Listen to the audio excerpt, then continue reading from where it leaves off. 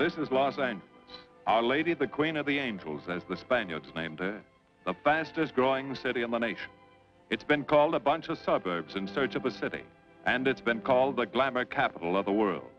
A mecca for tourists. A stopover for transients. A target for gangsters. A haven for those fleeing from winter. A home for the hardworking. It is a city holding the hopes and dreams of over 2 million people. It sprawls out horizontally over 452 square miles of valleys and upland, of foothills and beaches.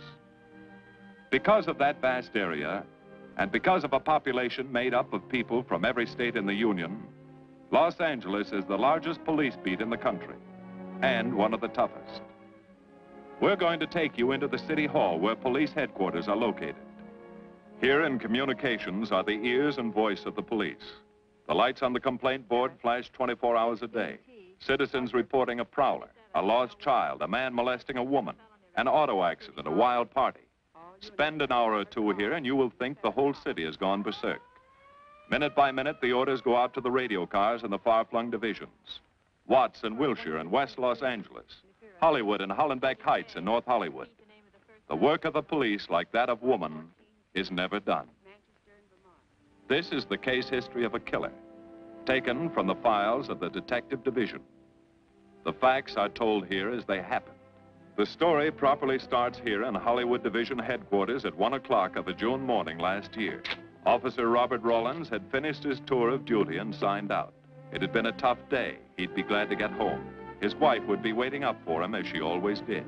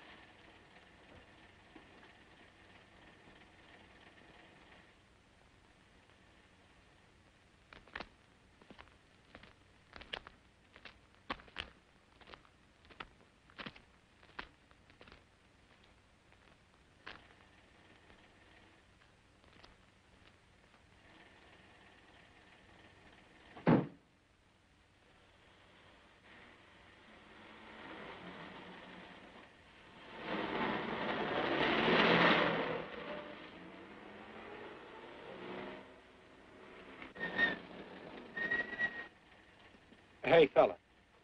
Come here. What were you doing back at that radio shop? Just looking. I was on my way home. Live around here? Yeah, a couple blocks down. Let me see some identification. Sure. Yeah, I guess I forgot my wallet. Look, lad, I've got to see some identification. How about my Army discharge? I got it right here.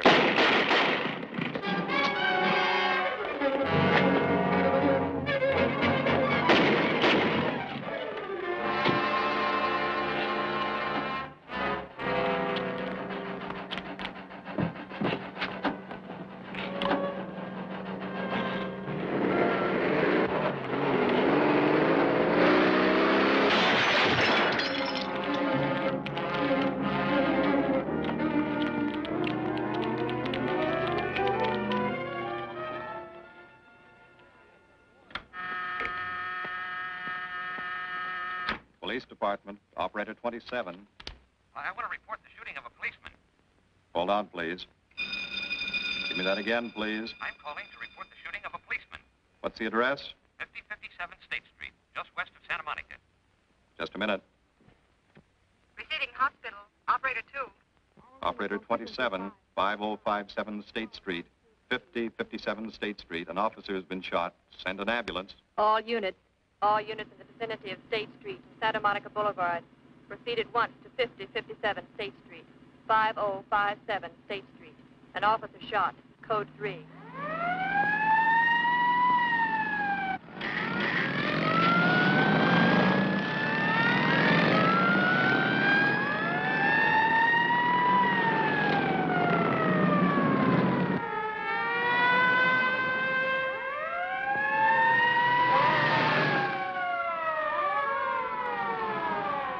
K to Control 1. Control 1 to 80K. Go ahead. This is Breen. Instruct homicide to throw out a dragnet and pick up all suspicious characters in the area of the shooting. Also notify Sergeants Marty Brennan and Chuck Jones to report to me at the scene of the crime. Control 1 to 80K. Roger.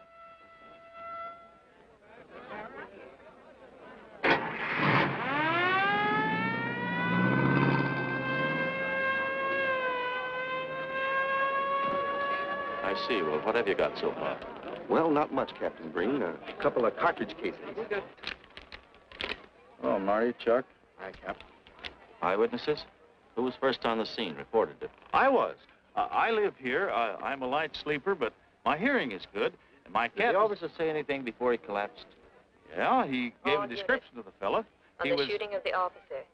Suspect is a white male American, age 26 or 7, 5 feet 10 or 11, 155 to 165 pounds, brown hair, regular features, pencil mustache.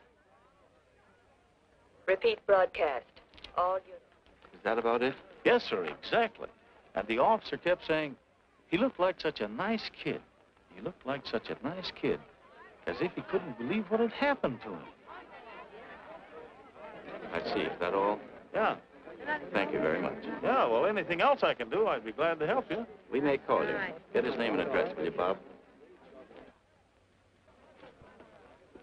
This door been checked, Lee? Yeah, it's okay, Captain.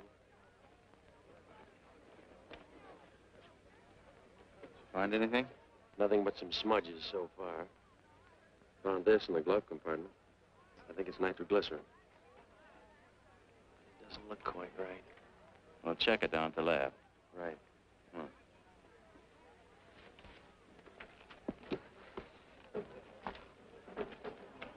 Open this up, Joe. No key, Captain.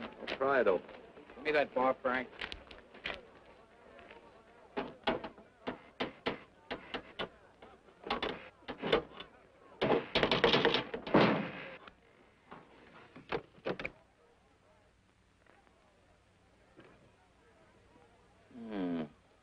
Regular arsenal. Yeah, get a load of that. What is it? I don't know. It looks like some kind of an electrical device. United States Navy. It's either stolen or war surplus. Send all this stuff down to the lab and check the serial number on that Navy equipment. Yes, sir. Captain Breen. We found these in the weeds over by the radio store. What do you got? A pair of cloth gloves, Captain. Well, he thought of everything, didn't he? All right, give them to one of the technicians. Yes, sir. Marty, you and Chuck come along with me. Let's go downtown and see what they picked up in the dragnet. Right.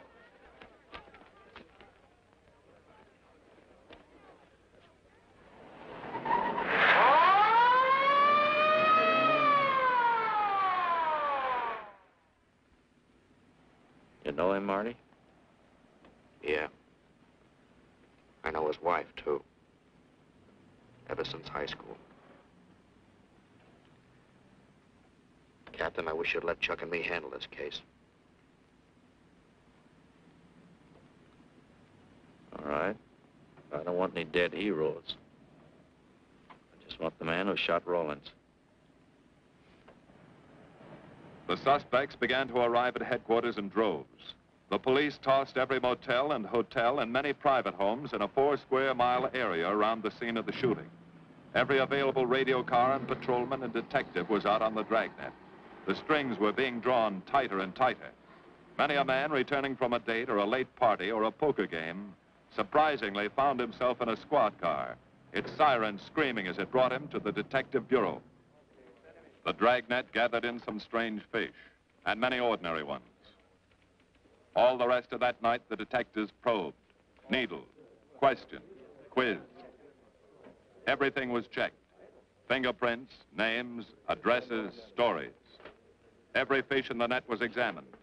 Most of them thrown back into the sea, not worth keeping.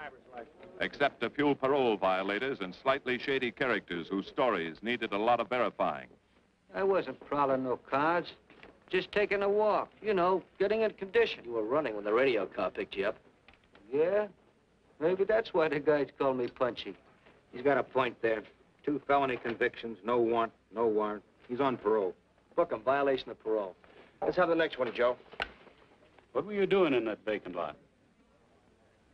The vacant lot. Lot?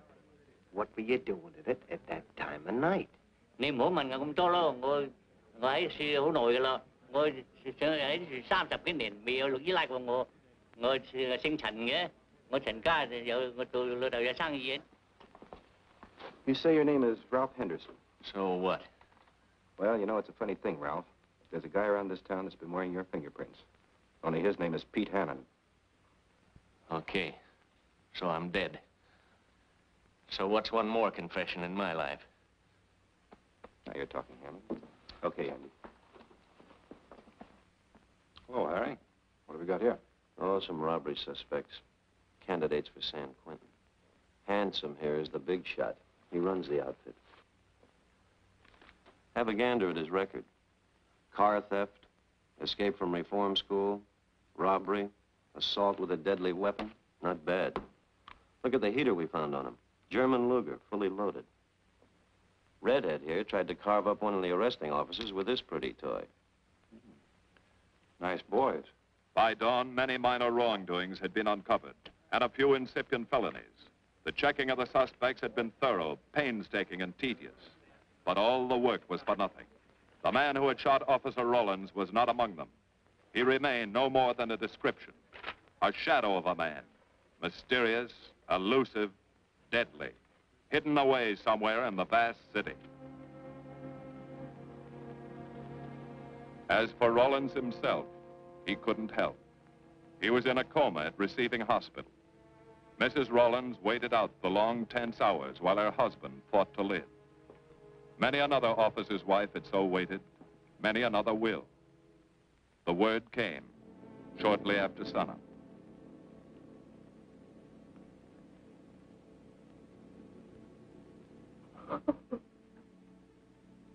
Oh.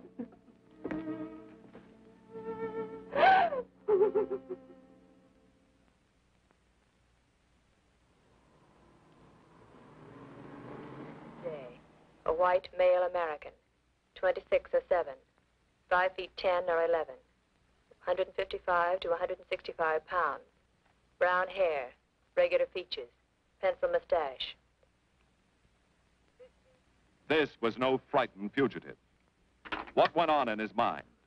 Why had he set his hand against his fellow men, taken the life of another, of a stranger, of a man who was merely doing his duty? He must have some plan, some goal that called for sudden death to anyone who got in his way.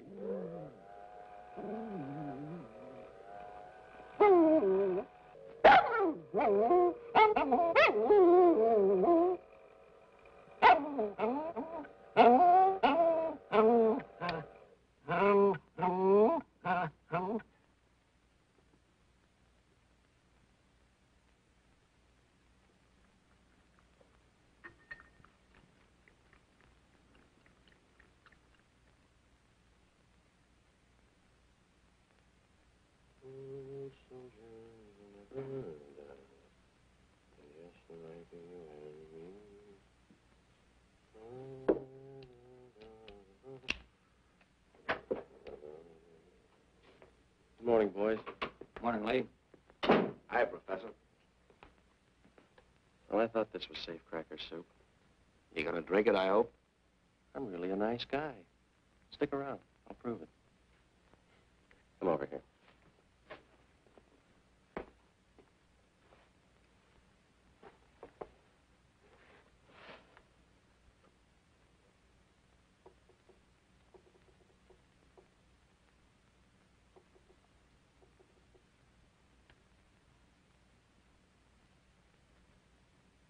Hold this for me, will you, Chuck? Thank you. Now, if you'll hand me that hammer, Marty. Thank you.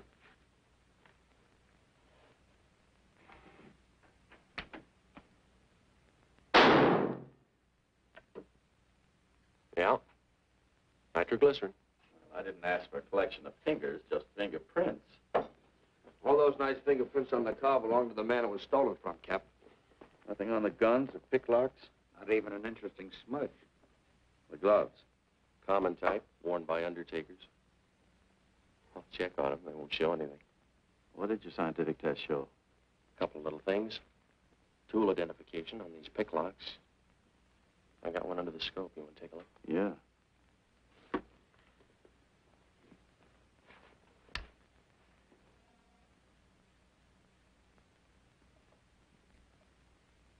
Take a look. I see. Well, it seems to tie the tool up with the lock. Now, if that microscope could only tell us who did it. I'm working on that. No, only an amateur would carry that liquid dynamite in a car. This boy's no amateur. Took the precaution of desensitizing it so it'll take normal shock. Took a lot of other precautions, too. No fingerprints, no identification, nothing definite. Except he's scientific. Knows electricity. Is inventive. Yeah. I'm happy on the trigger. This is Captain Breen. Get me Captain Stevens a burglary, will you? I hate to disappoint you, Lee, but I think you've come up with something. Hello, Steve. How are you? Did your daughter's marriage come off all right? Good. Look, Steve, on those burglaries of electrical equipment lately, were there any where picklocks were used to gain entry? Good. Well, let me know if there's another report of one, will you? I've got an idea the Rawlins killer may be tied in with those. Fine. And give my regards to the newlyweds, too. So long, Steve. Well, what are you waiting for? You've got a job, haven't you? Get going.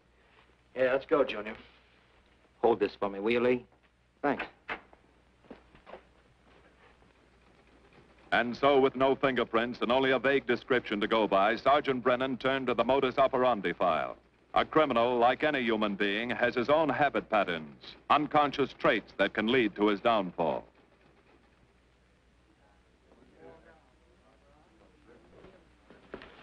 Well, there you are, Junior. List of burglars who use picklocks for entry.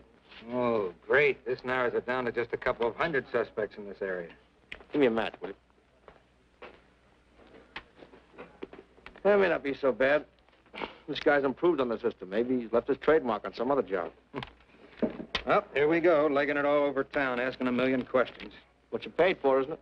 Am I paid to associate with you, too, Junior? You could do worse. Not this year. Come on.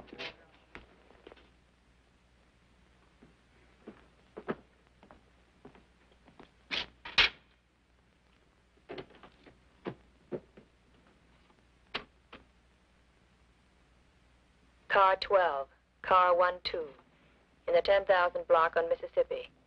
A 394-15 disturbance.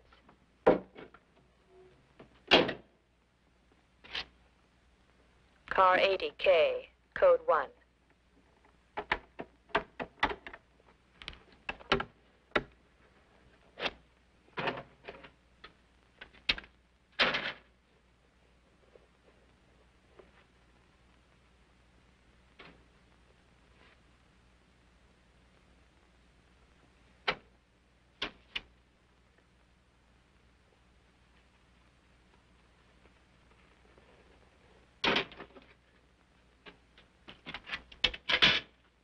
All units, on the broadcast of the suspect arrested in the shooting of Patrolman Rawlins. Cancel the cancellation. Suspect released from custody.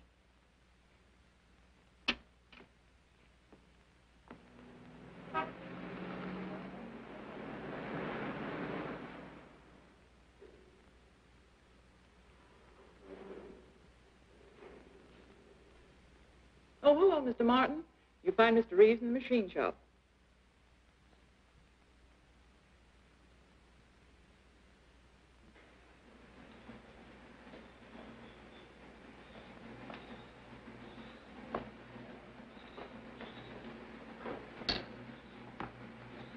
Hello, Roy. Glad to see you. How are you, Mr. Reeves? Hi. I was hoping you'd drop in. I wanted to thank you for showing us how to handle that repair job. Helped a lot.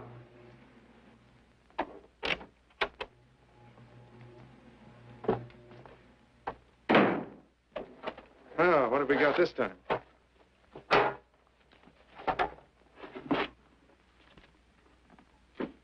Silograph.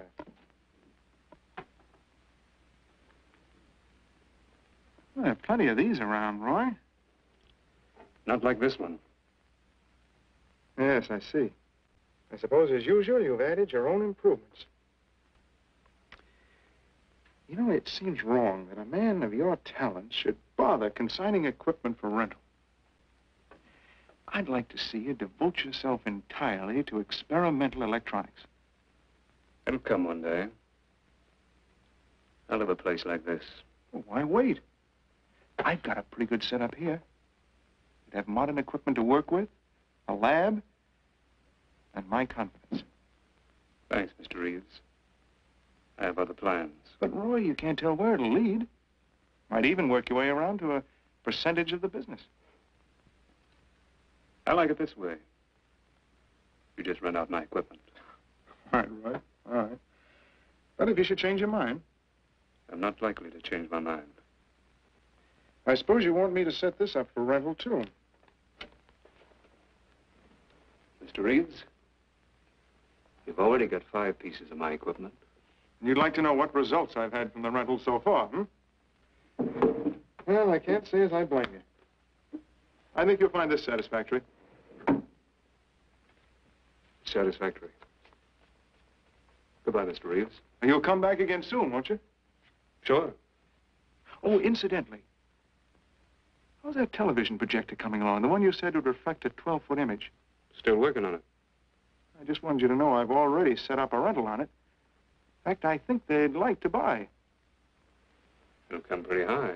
Oh, money's no consideration with this customer.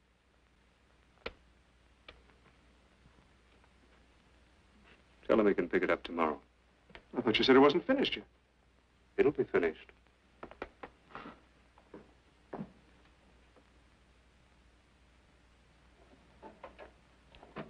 It uses an image fixer and then projects by ordinary incandescents. Roy, this is the best television projector I've ever seen. Let's hope that your customer thinks so. He will.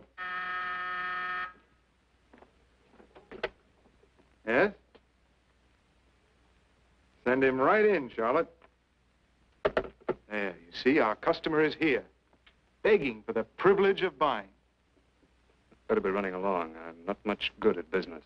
Oh, but Roy, he'll want to congratulate you. Just see that the price is right. All right, Roy. I'll get you a good deal. So long. See ya.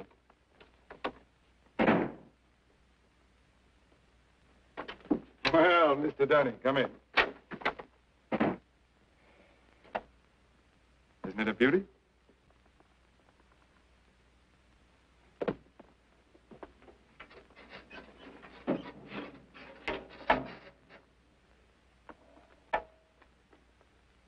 It's a beauty, all right. You like it? I certainly do like it. You see, it's mine. What do you mean? Let me have the police. I built it. Spent years on it. Oh, you must be crazy. Roy built this machine himself. Your friend's a crook, Paul. You've been taken in. Hello? Give me the burglary detail. Dear Jim, regarding your inquiry on a .38 caliber Smith & Wesson revolver, serial... Oh, come in, boys. Burglary detail just sent this report through. It's a man named Dunning reports tracing a stolen television projector to the Reeves Electronics Lab. Think it's a tie with the Rawlins case? Well, take a look at this fellow Reeves and see what gives. I'll notify burglary. We're following up on it. Right. Come on, Junior. What else did he place with you for rental? Oh, a number of things. All war surplus that he bought on his veterans rating. Oh, is this more of his equipment? Yes. Yes, he left it here on consignment. I'm sure that Roy can explain everything. Well, maybe he can, Mr. Reeves, if you'll tell us where he lives. But I don't know. Mr. Martin's on the phone, sir. I'd better talk to him. I think so, Mr. Reeves. I'll take it in the superintendent's office.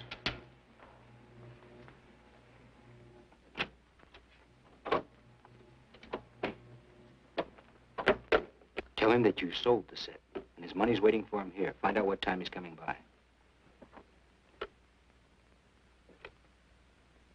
Put Mr. Martin on.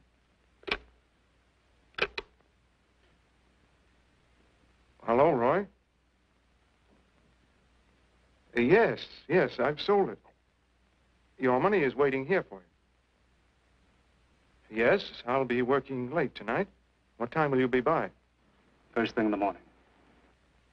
Well, maybe you better come in tonight, Roy. A couple of things I want cleared up. Like what? Oh, technical things. Besides, I don't like to leave the money in the plant overnight.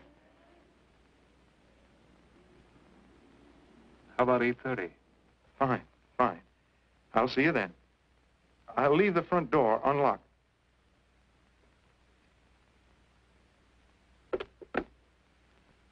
You'll be here at 8:30.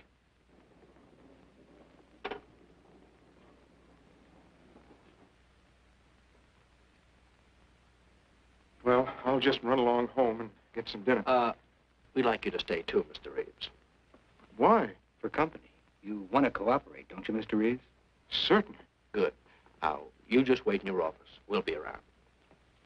Very well. This way, gentlemen.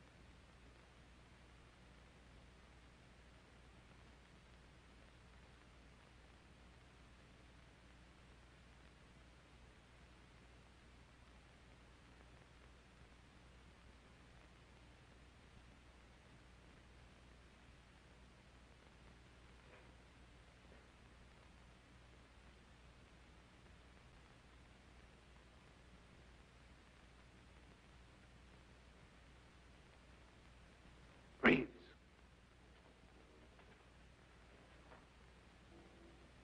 that you, Roy?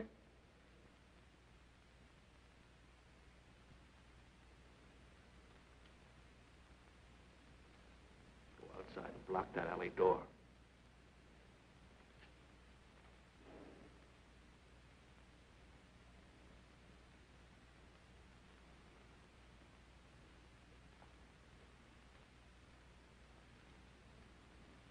Where are you, Roy?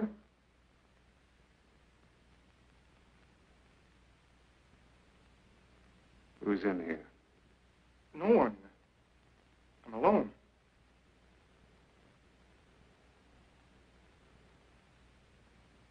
Come on in. I've got your money for you. Bring it out here. All right. Just a minute.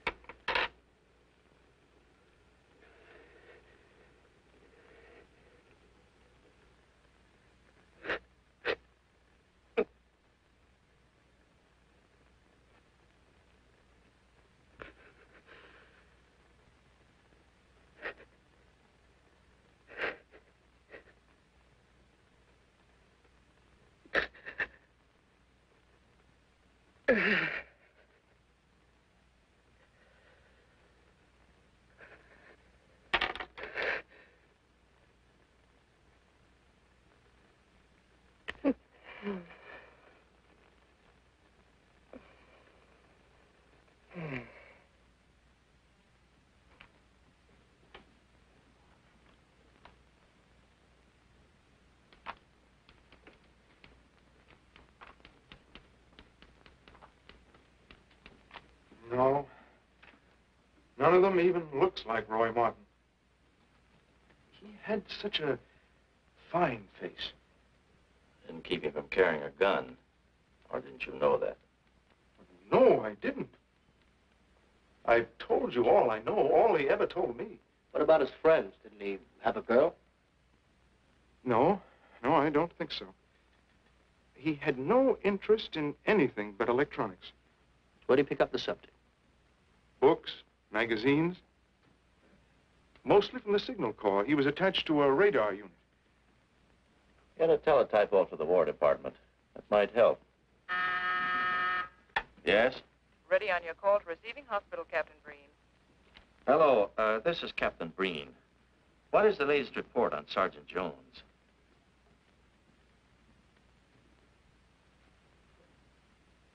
I see. Well, let me know if there's any change, will you? Thanks. Chuck's in pretty bad shape, Marty. He's paralyzed. May never walk again.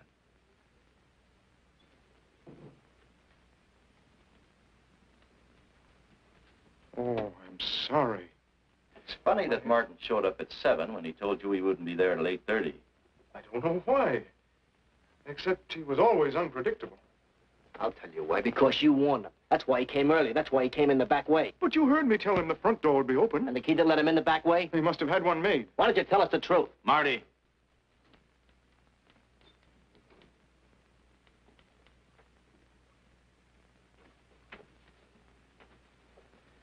Now, look, Paul. You can make it a lot easier for us to believe your story if you'll just give us some facts. Something that might help us. I've told you all I know. I've been gullible, all right, letting him make a fool of me. But I'd do anything to make up for what he did to Detective Jones. Sure you would. You can go now. Oh, thanks. Thanks. My friends, they can vouch for my character. That's good. We'll call you if we need you. Thank you very much. I think he's telling the truth, Marty. I think he's just gullible, like he said. What about the stolen stuff he was trying to peddle for Martin? We'll use it for bait. Maybe Martin will come back for it. Then we can ask him. Here. Nevertheless, I want a 24-hour tail put on Reeves, and I want a watch on his home and his factory. Right. You can keep those. Okay, Captain.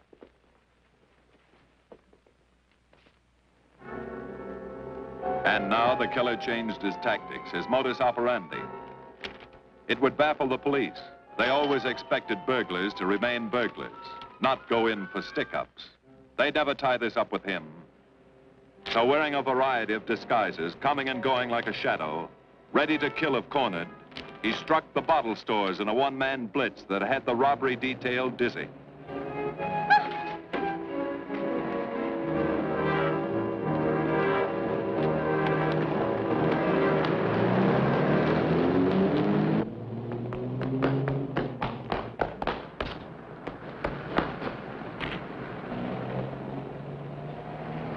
The killer, always resourceful, always thinking along lines that would baffle his hunters, had discovered an ideal avenue of escape. Under Los Angeles is a vast and intricate system of huge storm drains built to siphon off the flash floods of the rainy season. Many of the tunnels are large enough for 2 cars to drive abreast. Here were 700 miles of hidden highways, ideal for the use of someone who needed to hurry from place to place without being seen. Ideal as a hiding place for guns and supplies in case of emergency. What is it, Lee? Well, the reason I asked you to come over is I think I've hit on something. An identification? No, not quite, but a tie-up. Now, These are the shells from the gun that killed Rawlins. These were fired in the liquor store holdup in which the bandit got away. And these were fired at Chuck. Now, as you know, every ejector, even in guns of the same model and caliber, is different. Each one leaves its own markings on the cartridge casing. Now, look at these fine striations. This deep gouge. The same on all three.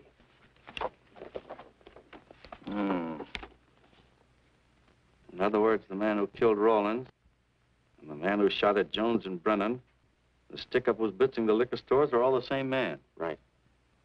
All we need to know is what that man looks like. Get me Chandler in robbery, will you? I've got an idea about that. Also, it'll give us a chance to see if Reeves is on the level with us. Steve, Breen, about those blitz holdups you're on. Round up all the victims and have them down here tonight, will you? Oh, it's just a little scheme. Thanks, Steve. That's good. Now sketch another one of the same type, only this time thin it out a little, huh? All right. Hi, Lee. How's it coming? Be ready for tonight? We'll be ready. Think it'll work? It should. When'd you get the idea? From a kidnapping case in Chicago. But I thought these slides might be an improvement over the method they used. Could be. Captain thinks so. Good evening, ladies and gentlemen. May I have your attention for a moment, please? You've all been asked to sit in on a little experiment tonight. We're going to try to build a picture of a face. A face of a man who's cunning, resourceful, and deadly. He's a man who killed a police officer. Now, some of you he held up at the point of a gun. You may have seen his face, remembered something about it. And we want you to tell us exactly what you remembered. Whether it's his hair, eyes, nose, or mouth. And we're going to try to put those pieces together so that they add up into a picture of the face of the man we want. Now, you can see how we're depending on you. Right? Now, first, we're going to concentrate on the type of hair our man had. And if the picture looks anything like his hair, I want you to speak right up. All right, the first slide, Lee.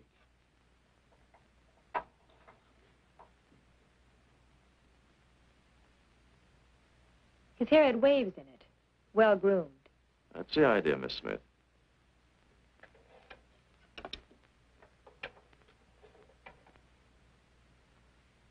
Is that any closer? No, it was parted on the side.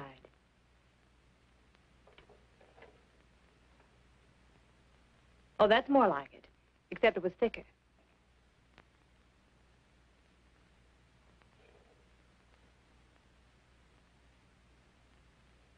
Oh, that's very close. Yes, that's the way his forehead looked. It was broad and high. All right, hold that slide. On the next series of slides, we'll take into account his eyes.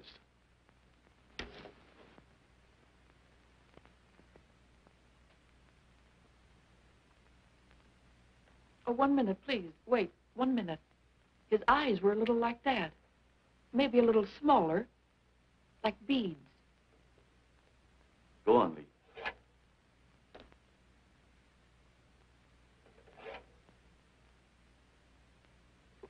Now you've got it. Now, hold that slide, Lee. Anyone else? That looks like him, only a little madder. He had a patch over one eye when he come into my my place of business. I remember noticing that the one showing was blue. Well, the guy that stuck me up had on horn-rimmed glasses. He was wearing a Band-Aid across his nose when he knocked me over. Uh-huh. All right, hold that, Lee. Well, so much for the eyes.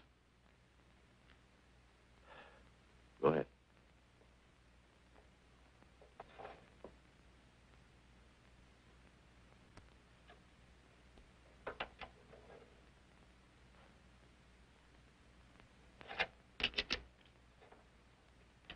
Señor Capitán. Yes, Miss Montalvo? Ay, ¿cómo se dice en inglés? A sus órdenes, señorita. Ah, qué bien.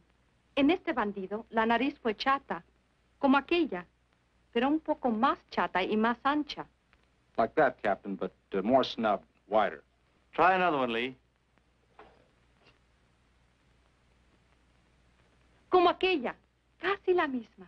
She says that's about it. Thank you very much, Miss Montalvo. Get Reeves. Any more comments? That's pretty close, all right. Pretty close. Perfect. All right, now we'll start on the mouth and chin. The next series, Lee. I think his lower lip stuck out more. The mouth was thin and mean, like it never laughed. Go ahead. Something like that, but thicker lips. There. That's it. That's him. All right, now hold that right there, Lee. Oh, come in, Mr. Reeves.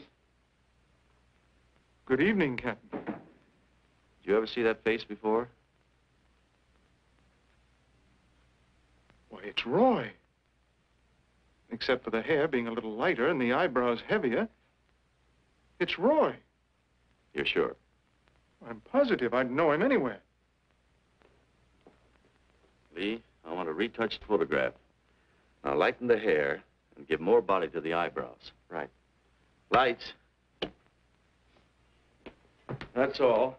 Thank you very much. You've been a great help. It's positively amazing how you found out what he looks like. Well, we're looking for an amazing criminal, Mrs. Johnson. Thank you and good night. Good night, Captain. And so the face of the unknown killer, built up from fragments of evidence, was sent out all over the country. To chiefs of police, to sheriffs, to county constables and county jailers, to the wardens of prisons, to all postmasters and postal inspectors, to the agents of the Treasury Department, to the FBI. They showed that picture to the inmates of jails and prisons, to men with a wide acquaintance among the cat burglars and the violence boys. Informers and conmen and sharpshooters were quizzed, those on the fringe of crime and those deep in the rackets. Many wanted to help. Nobody could. No one in the underworld recognized that mysterious face. He was as unknown as if he had lived in the 16th century.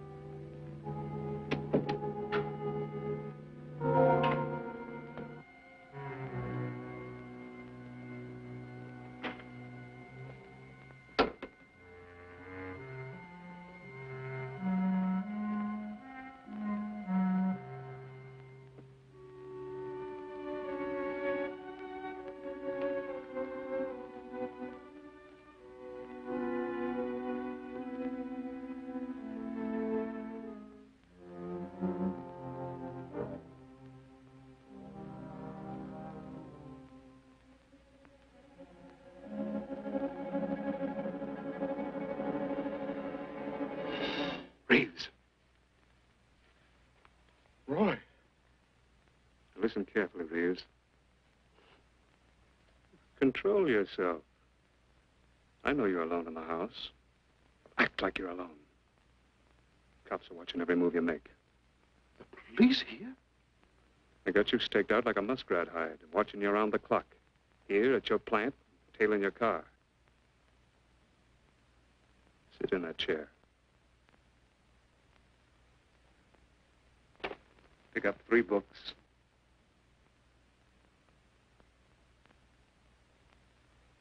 Don't look up and don't answer me. All right. But glance at the books.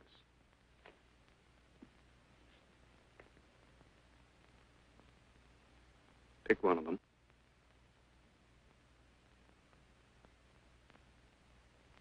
Okay. Now, that's the book you want to read before you go to bed. Now, get up and turn off the lamp.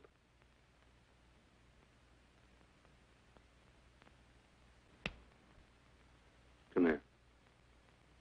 Come here.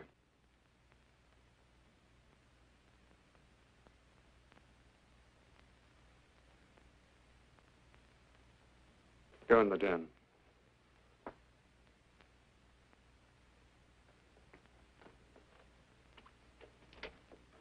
Pull those drapes tight.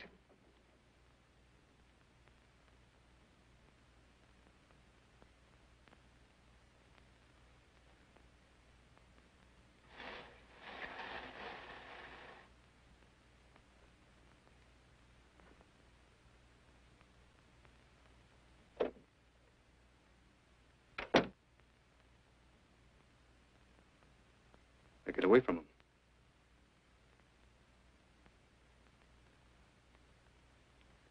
What do the cops know about me? Not very much, Roy. No fingerprints. They haven't even got a picture of you. They're trying to make one.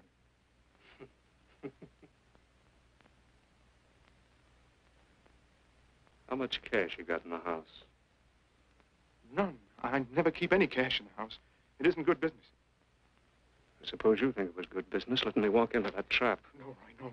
Don't do anything you'll regret. Now, listen to me. It isn't too late. Give yourself up. Come to your senses before you kill someone else.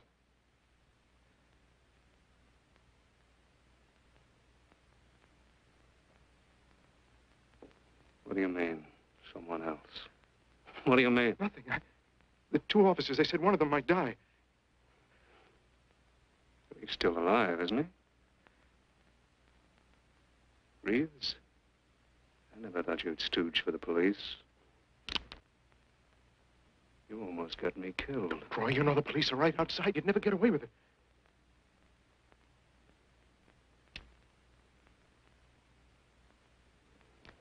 That's right. Now you're being sensible.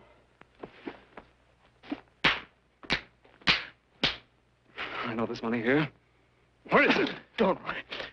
I'll get it.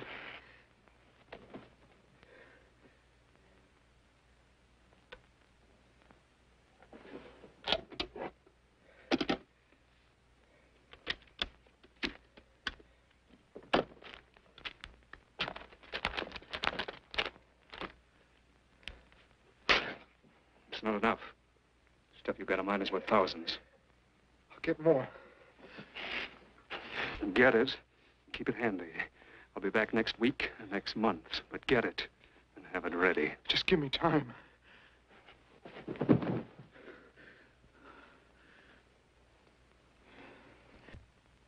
Oh! Look, I don't want policemen outside my house following me around. That's what made Roy suspicious. I'm leaving in the morning. I'm afraid I'll have to disappoint you, Paul. Unfortunately, you're our bait. I won't do it. I've done enough. Look, no one's done enough until we find this killer. I asked you to keep a sharp lookout on this house, Marty. I did. Two of the best undercover men in the department were assigned here. That didn't keep Martin from getting in. What's the matter? You tired?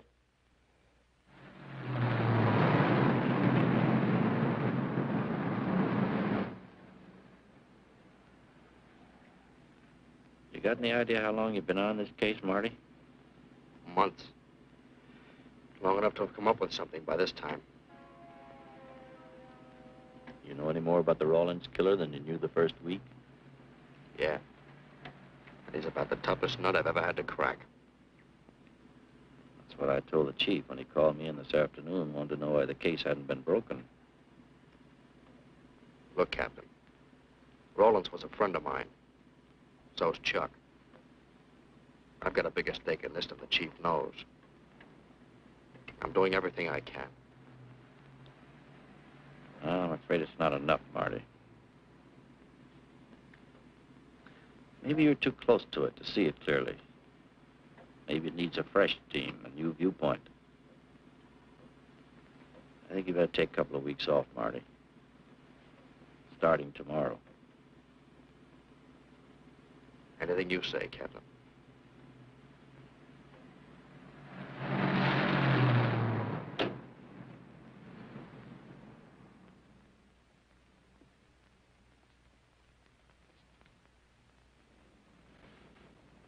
Hiya, Marty.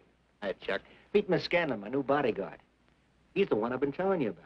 Oh, you mean the one with the steel trap brain? How do you do? Hello. Say, this guy been behaving? After a fashion. See, she takes me out in my go-kart, puts me to bed, wakes me up, dresses me. You're perfectly capable of dressing yourself now, Mr. Jones. I'll be back in a few minutes. Well, how's it been going, Junior? Oh, pretty good, Chuck, pretty good. Is that why you're off the case? How'd you know? Breen was in to see me this morning. Oh. Suppose he also told you they put a new team on the case. He told me everything. Yeah. Let's see what his new boys dig up. Well, maybe they'll examine the facts of the case a little more carefully. What facts? That our man's sharp, that he's intelligent and works alone, that he has no record, never leaves a fingerprint and knows every move we make? Sure, plenty of facts, only they add up to nothing. Sure, forget it. You got yourself a 10-day vacation. Go on down to the beach, get a suntan. By the time you get back, the case will be broken. Isn't that what you want? You know better than that. All I know is what I hear. You sit there batting your gums about how the old man let you down. Maybe he's trying to wake you up. He's got a funny way of showing it. There you go, flying off the handle. Always taking things for granted. I wish I could get up and boot some sense into you. He knew what this case meant to me. He still does. That's why he's trying to get you mad enough to do something about it. You don't really figure that's his idea, do you? I know it is. Ah, it's a tough case, Chuck. Not an angle, nothing to go on. You'd know what I meant if you were out working with me. I have been working with you. That's all I've had to do lately, just sit around studying what little facts we have, trying to figure out who he might be. You know the kind of a guy we're up against, then. I tell you, Chuck, this guy's a genius the way he operates. As if he were right there with us every time we go out after a lead. Oh, sure. Breen's been tipping him off just to make you look bad. Yeah, almost like that. Well, he beats us to the punch every time. There's your angle. You just hit it on the head, but you don't see it. Look, start adding. 1, he's unknown to the underworld. 2, he beats you to the punch, right? And 3, it's almost as if he were with you. Isn't that what you said? Yeah? Well, tie that up with a lot of other little things, like the fact that he uses a police gun and the accuracy of his shooting. Anybody could buy a police gun, and the Army could have taught him how to shoot. Yeah, but who taught him how the police operate? Oh, I know what you're driving at, Chuck. But a cop. Those things happen. Yeah. Now, if I were still in the case, I'd start with our own department first, then Santa Monica, Culver City, Burbank, Pasadena. See you later, Junior. Hey! Don't let him out of your sight, beautiful. It's the first time in years he's used his head.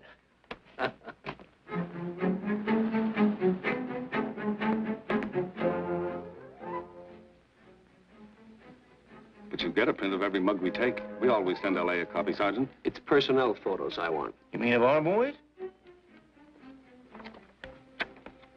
That's Roland's killer, isn't it? That's right. You've checked your own department. We did that first.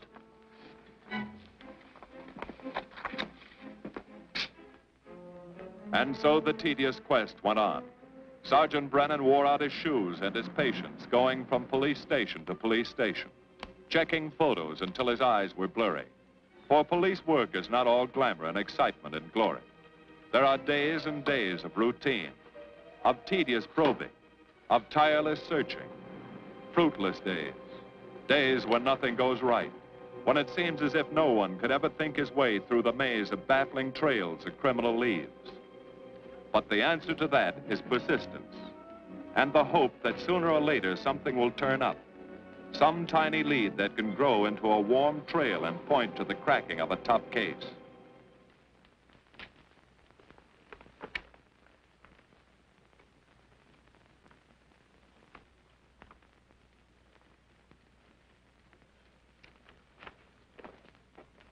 Well, that does it, boys. Can't say I'm sorry you didn't find him in here. I'd hate to think it was a cop. Doesn't seem to be anybody. Just a lot of pieces of a face that never existed.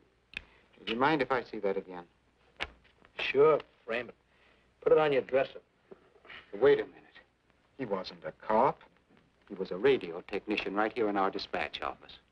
What did you say? I'm saying he worked here in 42. Well, come on, give. I remember the kid well. He was sort of strange, never bothered with anyone in the department, just kept to himself. But he was in line for promotion when he was drafted. Where was he living at the time? I don't remember. Try the dead files. He never asked for his job back after the war. I remember writing to him about it, though. He was an excellent worker. Oh, yeah, here we are. Yeah, this is it. Took a while before he answered, but like he says in the letter, he wasn't interested.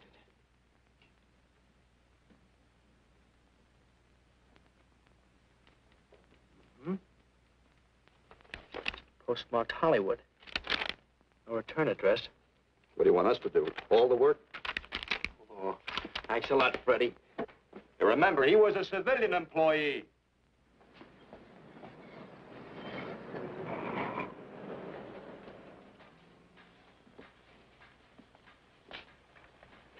Well, how about it? Anybody recognize him?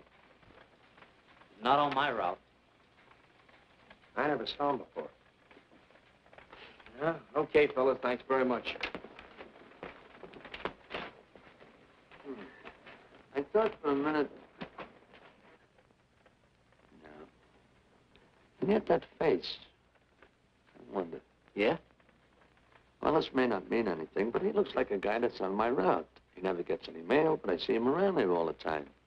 He lives in one of the courts. Where? Come on, I'll show you. It's not that easy. What time does your route take you past those courts? About 9 o'clock. Why? Just thinking.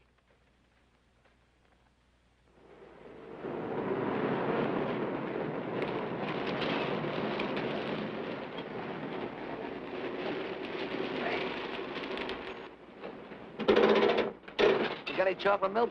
Sure have, buddy. Yeah. Thanks. What's your apartment? Straight on back. Second in the yell. Number 7. Right. Kind of warm today, huh? Oh, it's not too bad for this time of the year.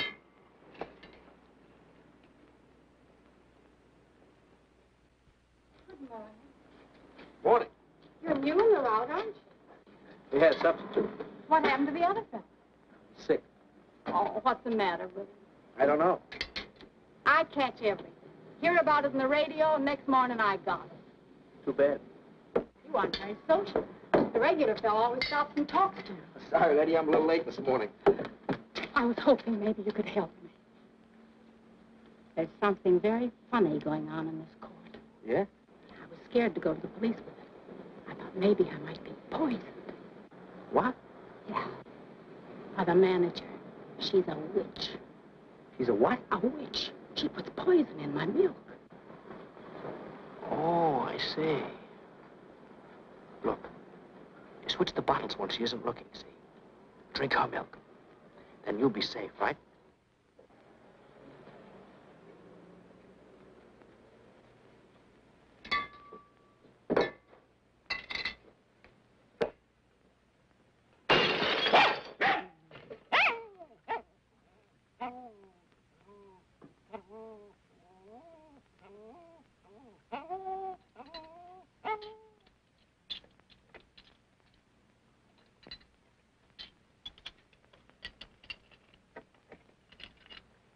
Why, I had a little accident. Got a mop, I'll clean it up. Leave it be. I'll clean it up myself. Okay, mister.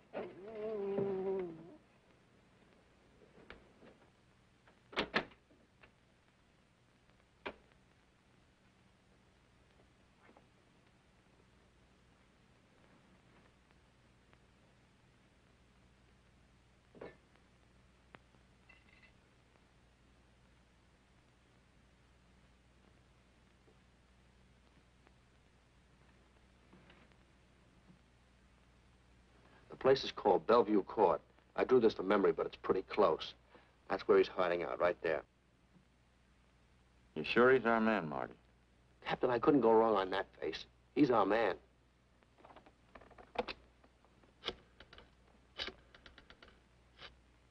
Now, there are 5 cottages in this area, and 2, number 6 and 7, in the L at the end of the row. Our man lives in number 7. This building department plan will show you the whole layout. It's bounded on 3 sides by Fuller, Santa Monica, and Poinsettia. Now, the court is partly surrounded by a high wall. Breen, homicide. Good. You keep your eyes open until we get there. Morgan has just gone into his bungalow alone. Any questions? All right, you all have your instructions. Let's go.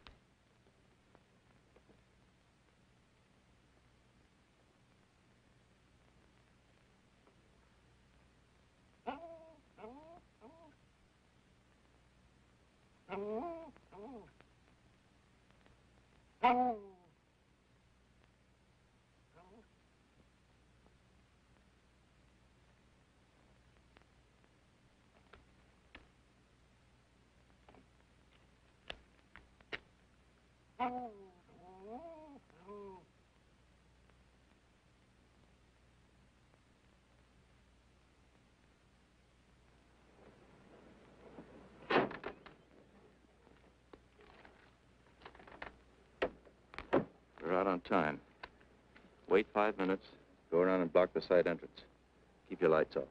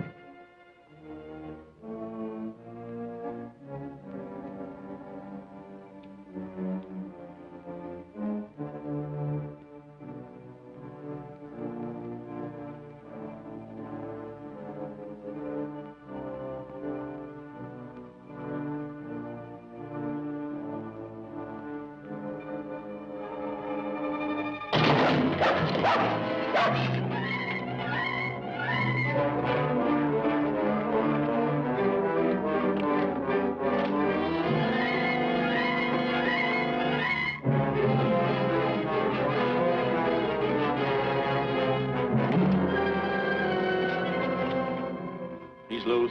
I want a radio car in a hurry.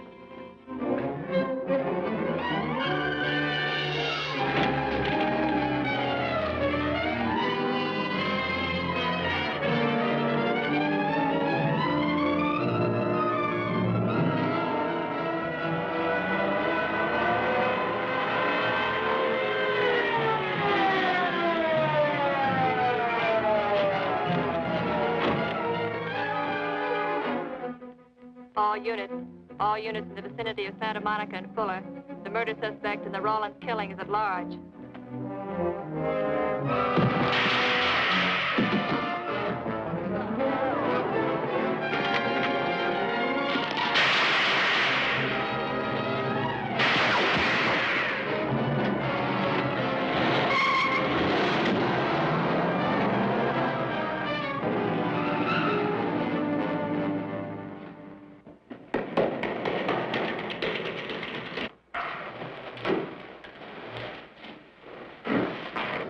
I want a map covering the storm drain system in this area. Get it and meet me at Venice and Garfield. Jones, Miller, you stay here in case he comes up for air. I want a man at every other drain entrance along this line. He's got to come up somewhere. Come on, Marty. You're driving.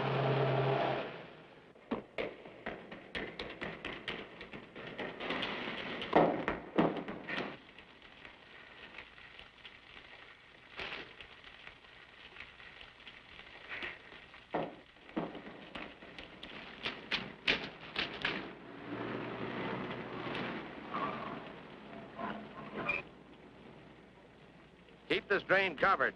It's liable to pop out anywhere.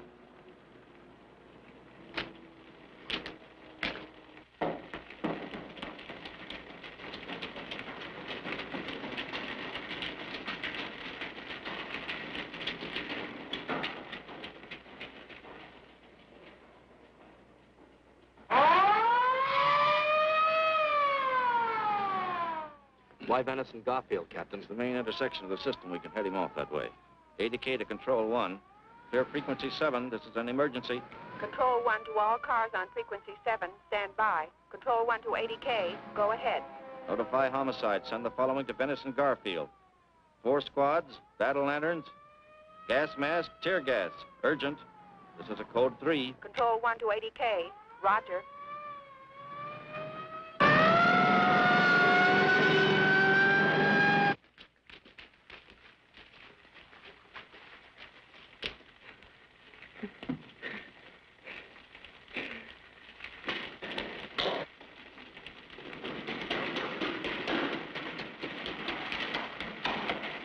And he'll probably head down this main drain to where it comes out at the Rio Hondo. Now, you take your squad and cover that exit. Right. Keep all spare radio cars cruising back and forth along this main street. Watch the curb inlets. We'll go in here.